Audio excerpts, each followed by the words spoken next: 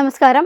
ലോകത്തെ ഒരു വൻ യുദ്ധത്തിന്റെ വക്കിലെത്തിച്ച 5 ആഴ്ചത്തെ സംഘർഷങ്ങൾക്കൊടുവിൽ ഇറാനും അമേരിക്കയും 2 ആഴ്ചത്തെ താൽക്കാലിക വെടിനിർത്തലിലേക്ക് പ്രവേശിച്ചിരിക്കുകയാണ്. പാകിസ്ഥാന്റെ മധ്യസ്ഥതയിൽ രൂപപ്പെട്ട ഈ സമാധാന നീക്കം ആഗോള രാഷ്ട്രീയത്തിൽ വലിയ മാറ്റങ്ങൾക്ക് തുടക്കമിട്ടിരിക്കുന്നു.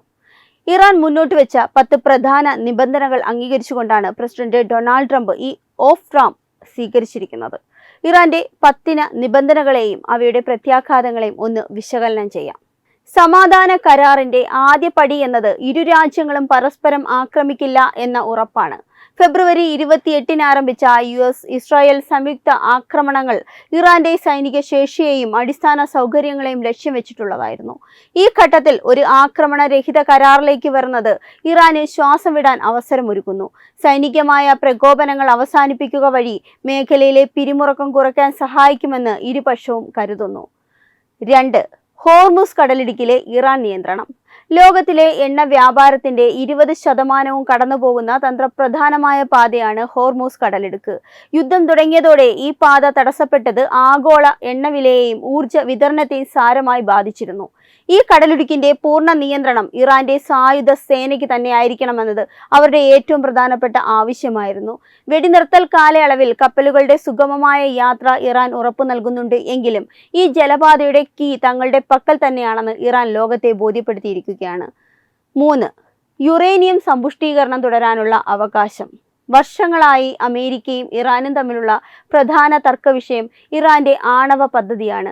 തങ്ങളുടെ സമാധാനപരമായ ആവശ്യങ്ങൾക്കായി യുറേനിയം സമ്പുഷ്ടീകരിക്കാനുള്ള അവകാശം അംഗീകരിക്കണമെന്ന് ഇറാൻ നിർബന്ധം പിടിച്ചിരുന്നു. ഈ 10 പദ്ധതിയിൽ ഇത് ഉൾപ്പെടുത്തിയത് ഇറാന്റെ നയതന്ത്ര വിജയമായി കണക്കാക്കാം. ആണവ സാങ്കേതിക വിദ്യയിൽ പിന്നോട്ടില്ലെന്ന ഇറാന്റെ പ്രഖ്യാപനം അമേരിക്കയ്ക്ക് അംഗീകരിക്കേണ്ടി വന്നത് വലിയൊരു മാറ്റമാണ്. 4. പ്രാഥമിക ഉപരോധങ്ങൾ നീക്കം ചെയ്യുക.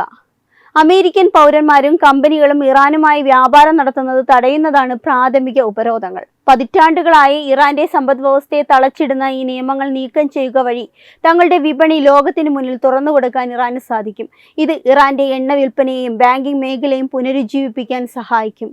5. ദ്വിതീയ ഉപരോധങ്ങൾ നീക്കം ചെയ്യുക. മറ്റ് രാജ്യങ്ങളിലെ കമ്പനികൾ ഇറാനുമായി വ്യാപാരം നടത്തിയാൽ അവർക്കെതിരെ അമേരിക്ക നടപടിയെടുക്കുന്നതിനെയാണ് ദ്വിതീയ ഉപരോധങ്ങൾ എന്ന് പറയുന്നത്. ഇത് നീക്കം ചെയ്യുന്നതോടെ ഇന്ത്യ, ചൈന, യൂറോപ്യൻ രാജ്യങ്ങൾ എന്നിവർക്ക് ഭയമില്ലാതെ ഇറാനിൽ നിക്ഷേപം നടത്താൻ സാധിക്കും. ചൈന ഇതിനകം തന്നെ ഇറാന്റെ എണ്ണ വാങ്ങുന്നതിലും അടിസ്ഥാന സൗകര്യ വികസനത്തിലും താൽപ്പര്യം പ്രകടിപ്പിച്ചിട്ടുമുണ്ട്. 6. ഐക്യരാഷ്ട്രസഭയുടെ പ്രമേയങ്ങൾ റദ്ദാക്കുക. ഇറാനെതിരെ ഐക്യരാഷ്ട്രസഭയുടെ സുരക്ഷാ കൗൺസിൽ പാസാക്കിയ എല്ലാ പ്രമേയങ്ങളും റദ്ദാക്കണമെന്നത് ഇറാന്റെ മറ്റൊരു നിർബന്ധമായിരുന്നു. ഈ പ്രമേയങ്ങൾ നിലനിൽക്കുന്നിടത്തോളം ഇറാൻ അന്താരാഷ്ട്ര തലത്തിൽ ഒരു കുറ്റവാളി രാജ്യമായി മുദ്രകുത്തപ്പെടും. ഇവ റദ്ദാക്കപ്പെടുന്നതോടെ ഇറാന് അന്താരാഷ്ട്ര തലത്തിൽ നിയമപരമായ സാധുതയും അംഗീകാരവും ലഭിക്കും. 7.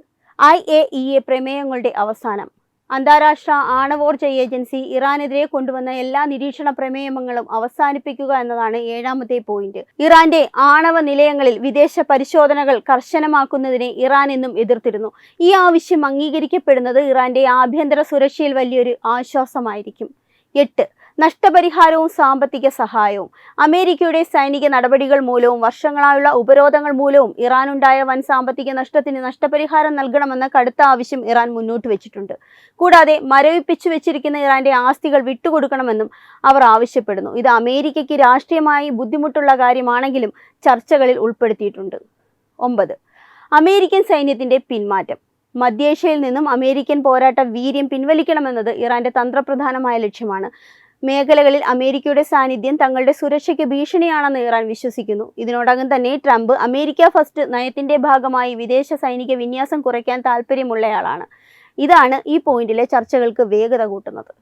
10. എല്ലാ മുന്നണികളിലും യുദ്ധം അവസാനിപ്പിക്കുക. ഇറാൻ മാത്രമല്ല, ലെബനനിലെ ഹിസ്ബുള്ള ഉൾപ്പെടെയുള്ള സഖ്യകക്ഷികൾക്കെതിരായ ആക്രമണങ്ങൾ നിർത്തലാക്കണമെന്ന് ഇറാൻ ആവശ്യപ്പെടുന്നു. ഇസ്ലാമിക് റെസിസ്റ്റൻസ് എന്ന് അവർ വിശേഷിപ്പിക്കുന്ന ഈ വിഭാഗങ്ങളെ സംരക്ഷിക്കുന്നത് ഇറാന്റെ പ്രാദേശിക സ്വാധീനം നിലനിർത്താൻ അത്യാവശ്യമാണ്. ഗാസയിലും ലെബനനിലും നടക്കുന്ന യുദ്ധങ്ങൾ അവസാനിപ്പിക്കുക എന്നത് ഈ 10 പദ്ധതിയിലെ ഏറ്റവും സങ്കീർണമായ ഭാഗമാണ്. പ്രസിഡന്റ് ട്രംപിനെ സംബന്ധിച്ചിടത്തോളം ഈ വെടിനിർത്തൽ തന്റെ സൈനിക ലക്ഷ്യങ്ങൾ പൂർത്തിയായതിന്റെ അടയാളമാണ്. ഇറാന്റെ ഭീഷണിയെ താൻ വരുതിയിലാക്കിയെന്ന് അദ്ദേഹം വാദിക്കുമ്പോൾ ഇറാൻ ഇത് തങ്ങളുടെ തത്വാധിഷ്ഠിതമായ വിജയമായി ഉയർത്തിക്കാട്ടുന്നു. പാകിസ്ഥാന്റെ ഇടപെടൽ മേഖലയിലെ പുതിയ ശക്തി കേന്ദ്രങ്ങളുടെ ഉദയത്തെ സൂചിപ്പിക്കുന്നു. അടുത്ത 2 ആഴ്ച ഈ 10 പദ്ധതിയിലെ ഓരോ വിഷയത്തിലും വിശദമായ ചർച്ചകൾ നടക്കും. ഇതൊരു സ്ഥിരമായ സമാധാന കരാറിലേക്ക് നയിക്കുമോ അതോ 2 ആഴ്ചയ്ക്ക് ശേഷം വീണ്ടും യുദ്ധത്തിലേക്ക് നീങ്ങുമോ എന്ന് ലോകം ഉറ്റുനോക്കുകയാണ്. എന്തായാലും ഈ 10 നിർദ്ദേശങ്ങൾ മധ്യേഷ്യയുടെ ചരിത്രത്തിലെ ഏറ്റവും നിർണായകമായ രേഖകളായി മാറിയിരിക്കുകയാണ്. അന്താരാഷ്ട്ര ഭൗമ രാഷ്ട്രീയത്തിന്റെ ചരിത്രത്തിൽ സമാനതകളില്ലാത്ത ഒരു വഴിത്തിരിവിനാണ് ലോകം ഇപ്പോൾ സാക്ഷ്യം വഹിക്കുന്നത്. ഈ 10 പദ്ധതിയിലെ ഓരോ പോയിന്റും പരിശോധിച്ചാൽ ഇറാൻ തന്റെ പരമാധികാരവും പ്രാദേശിക സ്വാധീനവും ഒരുപോലെ സംരക്ഷിക്കാൻ ശ്രമിക്കുന്നതായി കാണാം. പ്രത്യേകിച്ച് ഹോർമൂസ് കടലിടുക്കിന്റെ നിയന്ത്രണം ഇറാന്റെ കൈവശം തന്നെ നിലനിർത്തണമെന്ന വ്യവസ്ഥ ആഗോള ഊർജ്ജ വിപണിയിലെ തങ്ങളുടെ വിലപേശൽ ശേഷി വർദ്ധിപ്പിക്കാൻ ലക്ഷ്യമിട്ടുള്ളതാണ്. ലോകത്തിലെ മൊത്തം എണ്ണ വിതരണത്തിന്റെ 20% കടന്നുപോകുന്ന ഈ ജലപാതയുടെ നിയന്ത്രണം ഇറാന്റെ സൈന്യത്തിന് വിട്ടുകൊടുക്കാൻ അമേരിക്ക തയ്യാറാകുന്നു. പാകിസ്ഥാന്റെ മധ്യസ്ഥതയിലുള്ള ഈ നീക്കം മേഖലയിലെ പുതിയ ശക്തി ശ്രേണികളെയാണ് പുറത്തു കൊണ്ടുവരുന്നത്. പരമ്പരാഗതമായ പാശ്ചാത്യ മധ്യസ്ഥതയ്ക്ക് പകരം ഇസ്ലാമിക രാജ്യങ്ങളുടെ കൂട്ടായ്മയും ചൈനയുടെ പരോക്ഷ പിന്തുണയും ഈ ചർച്ചകൾക്ക് പിന്നിലുണ്ടെന്നത് ശ്രദ്ധേയമാണ്. ഇറാന്റെ ആവശ്യങ്ങളിൽ പ്രധാനമായ അമേരിക്കൻ സൈനിക പിന്മാറ്റം എന്നത് ട്രംപിന്റെ അമേരിക്ക ഫസ്റ്റ് നയവുമായി ഒത്തുപോകുന്നതാണെങ്കിലും ഇത് ഇസ്രായേൽ ഉൾപ്പെടെയുള്ള അമേരിക്കയുടെ അടുത്ത സഖ്യകക്ഷികളെ കടുത്ത ആശങ്കയിലാഴ്ത്തുന്നു. ലബനനിലെ ഹിസ്ബുള്ള ഉൾപ്പെടെയുള്ള വിപ്ലവ സായുധ സംഘങ്ങൾക്കെതിരെയുള്ള നീക്കങ്ങൾ അവസാനിപ്പിക്കണമെന്ന 10ാമത്തെ നിബന്ധന ഇറാൻ തന്റെ പ്രതിരോധ വലയം വിട്ടുകൊടുക്കാൻ തയ്യാറല്ലെന്ന കൃത്യമായ സന്ദേശമാണ് നൽകുന്നത്. ഈ 2 ആഴ്ച കാലത്തെ വെടിനിർത്തൽ കാലയളവ് കേവലം ഒരു ഇടവേളയല്ല. അമേരിക്കയുടെ പശ്ചിമേഷ്യൻ സാന്നിധ്യത്തിന്റെ ഭാവി നിർണ്ണയിക്കുന്ന വലിയൊരു ചർച്ചാവേദിയാണ്. ആഗോളതലത്തിൽ താൻ ഒരു സമാധാന നിർമ്മാതാവാണെന്ന് തെളിയിക്കാനുള്ള അവസരമായാണ് ട്രംപ് ഇതിനെ കാണുന്നത്. നഷ്ടപരിഹാരം നൽകണമെന്ന ഇറാന്റെ ആവശ്യം അമേരിക്കയെ പോലെ ഒരു വൻ ശക്തിക്ക് അംഗീകരിക്കാൻ ബുദ്ധിമുട്ട് ആണെങ്കിലും വലിയൊരു ആണവ യുദ്ധത്തിന്റെ വക്കിൽ നിന്ന് ലോകത്തെ പിന്തിരിപ്പിക്കാൻ ഇത്തരം വിട്ടുവീഴ്ചകൾ അനിവാര്യമാണെന്ന് ചില അന്താരാഷ്ട്ര നിരീക്ഷകരും വിലയിരുത്തുന്നു. ഇറാനും അമേരിക്കയും തമ്മിലുള്ള നിലവിലെ വെടിനിർത്തൽ 10 സമാധാന നിർദ്ദേശങ്ങളും ആഗോള രാഷ്ട്രീയ ചരിത്രത്തിലെ ഏറ്റവും സങ്കീർണവും എന്നാൽ കൗതുകകരവുമായ ഒരു അധ്യായമാണ് തുറന്നിടുന്നത്. ഇതിനെ ഒരു യുദ്ധവിരാമം എന്നതിലുപരി ഇരു രാജ്യങ്ങളും തങ്ങളുടെ ആഭ്യന്തരവും അന്തർദേശീയവുമായ പ്രതിസന്ധികളെ മറികടക്കാൻ കണ്ടെത്തിയ ഒരു നയതന്ത്ര ഓഫ് റാമ്പായി വേണം കാണാൻ. ഈ വിഷയത്തിൽ പ്രധാനമായും 3 വശങ്ങളാണ് നമ്മൾ ശ്രദ്ധിക്കേണ്ടത്. ഒന്നാമതായി ട്രംപിന്റെ നയതന്ത്രം. ഡൊണാൾഡ് ട്രംപ് എന്നും അറിയപ്പെടുന്നത് ഒരു ഡീൽ മേക്കർ എന്ന നിലയിലാണ്. സൈനികമായ വൻ നാശങ്ങൾ ഉണ്ടാകുന്നതിനേക്കാൾ സാമ്പത്തികവും നയതന്ത്രപരവുമായ നേട്ടങ്ങൾക്കാണ് അദ്ദേഹം മുൻഗണന നൽകുന്നത്. ഇറാന്റെ 10 നിർദ്ദേശങ്ങൾ പ്രവർത്തിപ്പിക്കാൻ കഴിയുന്നതാണ് എന്ന് അദ്ദേഹം പറയുമ്പോൾ അത് ഇറാന്റെ എല്ലാ ആവശ്യങ്ങളും അംഗീകരിച്ചു എന്നല്ല അർത്ഥമാക്കുന്നത്. മറിച്ച് ചർച്ചകൾക്ക് ഒരു തുടക്കമിടാനുള്ള സാധ്യത അദ്ദേഹം അവിടെ കാണുന്നുവെന്നാണ്. ഹോർമൂസ് കടലിടുക്ക് തുറന്നു നൽകുക വഴി ആഗോള എണ്ണ വിപണിയിലെ വിലക്കയറ്റം തടയാൻ അദ്ദേഹത്തിന് സാധിക്കും. ഇത് അമേരിക്കൻ സമ്പദ് വ്യവസ്ഥയ്ക്കും ട്രംപിന്റെ രാഷ്ട്രീയ പ്രതിച്ഛായയ്ക്കും ഗുണകരമാണ്. യുദ്ധം ജയിക്കുന്നതിനേക്കാൾ വലിയൊരു സമാധാന കരാറുണ്ടാക്കി ചരിത്രത്തിൽ ഇടം പിടിക്കാനാണ് അദ്ദേഹം ശ്രമിക്കുന്നത്. രണ്ടാമതായി ഇറാന്റെ തന്ത്രപരമായ വിജയം. 5 ആഴ്ച നീണ്ടുനിന്ന അതിശക്തമായ സൈനിക സമ്മർദ്ദത്തിന് ശേഷവും തങ്ങളുടെ പ്രധാന ആവശ്യങ്ങൾ ചർച്ചാമേശയിലെത്തിക്കാൻ സാധിച്ചു എന്നത് ഇറാന്റെ നയതന്ത്ര വിജയമാണ്. ഉപരോധങ്ങൾ നീക്കം ചെയ്യുക, ആണവ സമ്പുഷ്ടീകരണം തുടരുക തുടങ്ങിയ ആവശ്യങ്ങൾ ഇറാൻ വർഷങ്ങളായി ഉന്നയിക്കുന്നതാണ്. ഇതിനൊരു അന്താരാഷ്ട്ര സ്വീകാര്യത ലഭിക്കാൻ ഈ വെടിനിർത്തൽ സഹായിക്കും. പാകിസ്ഥാൻ പോലുള്ള ഒരു 3ാം രാജ്യത്തെ മധ്യസ്ഥനായി കൊണ്ടുവരിക വഴി പാശ്ചാത്യ രാജ്യങ്ങളുടെ ഇടപെടലില്ലാതെ തന്നെ തങ്ങൾക്ക് നയതന്ത്രം വഴങ്ങുമെന്ന് ഇറാൻ തെളിയിച്ചിരിക്കുന്നു. തങ്ങളുടെ സഖ്യകക്ഷികളായ ഹിസ്ബുള്ള ഉൾപ്പെടെയുള്ളവരെ സംരക്ഷിക്കാനുള്ള നിബന്ധന ഉൾപ്പെടുത്തിയത് വഴി മേഖലയിലെ പ്രതിരോധ അച്ചുതണ്ട് തകർന്നിട്ടില്ല എന്ന സന്ദേശവും അവർ നൽകുന്നു. മൂന്നാമതായി ആഗോള പ്രത്യാഘാതങ്ങൾ. ഈ കരാർ യാഥാർത്ഥ്യമായാൽ അത് പശ്ചിമേഷ്യയിലെ ശക്തി സമവാക്യങ്ങളെ പൂർണ്ണമായും മാറ്റിവരയ്ക്കും. അമേരിക്കൻ സൈന്യം മേഖലയിൽ നിന്ന് പിൻവാങ്ങണമെന്ന ആവശ്യം ഇസ്രായേൽ, സൗദി അറേബ്യ തുടങ്ങിയ രാജ്യങ്ങളെ സംബന്ധിച്ചിടത്തോളം വലിയ ആശങ്ക ഉണ്ടാക്കുന്നതാണ്.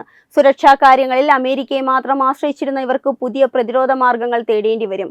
കൂടാതെ ചൈനയ്ക്കും റഷ്യയ്ക്കും ഈ മേഖലയിൽ കൂടുതൽ സ്വാധീനം ഉറപ്പിക്കാൻ ഈ സാഹചര്യം വഴി തുറക്കും. ഹോർമൂസ് കടലിടുക്ക് ഇറാന്റെ നിയന്ത്രണത്തിൽ തന്നെ തുടരുന്നത് ലോകരാജ്യങ്ങൾക്ക് ഇറാൻ മേലുള്ള ആശ്രയത്വം വർദ്ധിപ്പിക്കും. എങ്കിലും ഈ വെടിനിർത്തൽ എത്രത്തോളം ശാശ്വതമായിരിക്കുമെന്നതിൽ വലിയ സംശയങ്ങൾ നിലനിൽക്കുന്നുണ്ട്. ഇറാന്റെ 10 ആവശ്യങ്ങളിൽ പലതും, ഉദാഹരണത്തിന് നഷ്ടപരിഹാരം നൽകുക, UN പ്രമേയങ്ങൾ റദ്ദാക്കുക തുടങ്ങിയവ അമേരിക്കൻ കോൺഗ്രസിനും സഖ്യകക്ഷികൾക്കും എളുപ്പത്തിൽ അംഗീകരിക്കാൻ കഴിയുന്നതല്ല. ഈ 2 ആഴ്ചത്തെ കാലയളവ് ഒരു യഥാർത്ഥ സമാധാനത്തിലേക്കുള്ള ചുവടുവെപ്പാകുമോ, അതോ അടുത്ത വലിയൊരു യുദ്ധത്തിന് മുന്നോടിയായിട്ടുള്ള തയ്യാറെടുപ്പിനുള്ള സമയം മാത്രമാണോ എന്നത് വരും ദിവസങ്ങളിലെ ചർച്ചകളെ ആശ്രയിച്ചിരിക്കും. ഇതിന്റെ വിജയം തീരുമാനിക്കപ്പെടുന്നത് ഇരു രാജ്യങ്ങളെ എത്രത്തോളം വിട്ടുവീഴ്ചയ്ക്ക് തയ്യാറാക്കുന്നു എന്നതിനെ അടിസ്ഥാനമാക്കിയിരിക്കും. ലോകം ഒരു പുതിയ ശീത യുദ്ധത്തിലേക്കാണോ അതോ എല്ലാവരും ഉൾക്കൊള്ളുന്ന ഒരു പുതിയ സമാധാന ക്രമത്തിലേക്കാണോ നീങ്ങുന്നത് എന്നത് ഈ ചർച്ചകൾ വെളിപ്പെടുത്തും.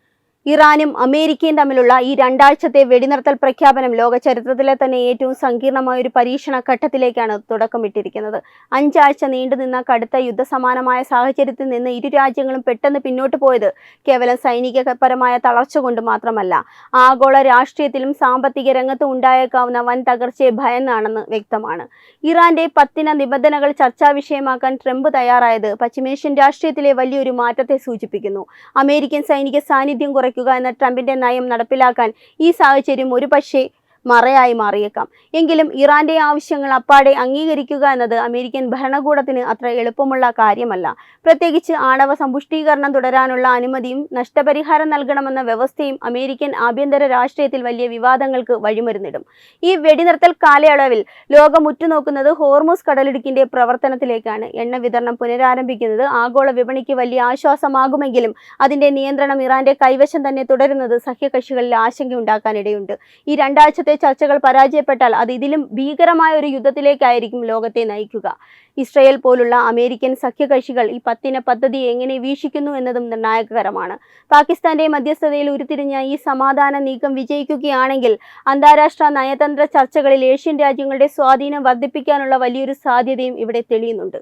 ചുരുക്കത്തിൽ ഈ 10 പദ്ധതി ഒരു ശാശ്വത സമാധാനത്തിനുള്ള ബ്ലൂ പ്രിന്റ് ആണോ അതോ യുദ്ധത്തിന് മുന്നോടിയുള്ള ശാന്തതയാണോ എന്ന് വരും ദിവസങ്ങൾ തെളിയിക്കും. ട്രംപിന്റെ ഡീൽ മേക്കിംഗ് വൈവിധ്യവും ഇറാന്റെ നയതന്ത്ര കരുത്തും തമ്മിലുള്ള വലിയൊരു പോരാട്ടത്തിനാണ് വരും ദിവസങ്ങളിൽ ലോകം സാക്ഷ്യം വഹിക്കാൻ പോകുന്നത്. നഷ്ടപ്പെട്ട ആസ്തികൾ തിരികെ ലഭിക്കുന്നതും ഉപരോധങ്ങൾ നീങ്ങുന്നതും ഇറാന് വലിയ സാമ്പത്തിക ഉണർവ് നൽകുമെങ്കിലും അമേരിക്കൻ സൈന്യത്തിന്റെ പിന്മാറ്റം മേഖലയിലെ മറ്റ് രാജ്യങ്ങളുടെ സുരക്ഷയെ എങ്ങനെ ബാധിക്കുമെന്നത് ഒരു വലിയ ചോദ്യചിഹ്നമായി അവശേഷിക്കുന്നു. ലോകം ഒരു പുതിയ രാഷ്ട്രീയ ക്രമത്തിലേക്കോ അതോ മറ്റൊരു വലിയ സംഘർഷത്തിലേക്കോ നീങ്ങുന്നത് എന്ന് തീരുമാനിക്കാനുള്ള പന്തയത്തിലാണ് ഇപ്പോൾ ഇരു രാജ്യങ്ങളും ഏർപ്പെട്ടിരിക്കുന്നത്.